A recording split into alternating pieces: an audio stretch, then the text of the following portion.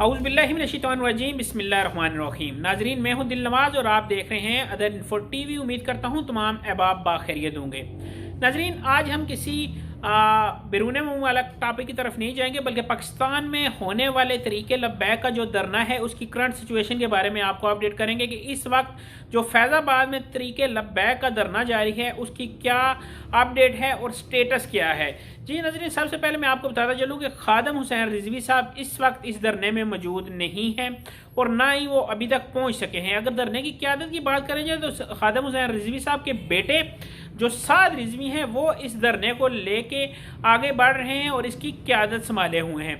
अगर government of Pakistan की बात करें तो गवर्नमेंट ऑफ पाकिस्तान ने कल मरी रोड पे भी इन पे कसरत के साथ शेल किए गए हैं, आंसू गैस के गोले गिराए गए हैं, लेकिन कोई भी कारकुन पीछे होने के बजाय मजीद आगे बढ़ा है और फैज़ाबाद जाके इन्होंने पड़ाव कर लिया है।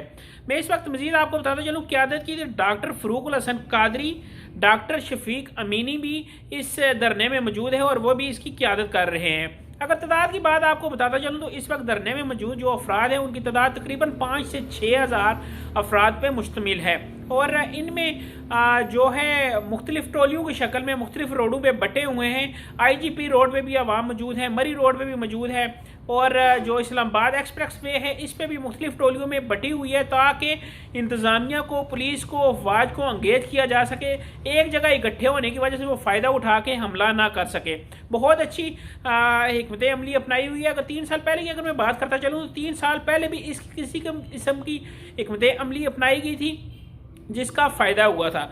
और एक गैर मुसद्दक़ा इतला के मुताबिक ये भी कहा जा रहा है कि खादिम हुसैन रिजवी को पुलिस ने गिरफ्तार कर लिया है और नज़रबंद कर दिया है और वो अभी तक धरने में नहीं आए, जो कि एक 80% अगर मैं कहूँ तो ये बात सच भी मानी जा सकती है, क्योंकि खादिम हुसैन रिजवी ने खुद कॉल की थी कि फ़लाँ तारीख को धरना होगा, फ़लाँ तारीख को हम एहतजाज करेंगे, फ़लाँ तारीख को हम धरना देंगे, लेकिन इस वक्त उनका इसमें मौजूद ना होना वाकई एक लम्हे फ़िक्रिया है।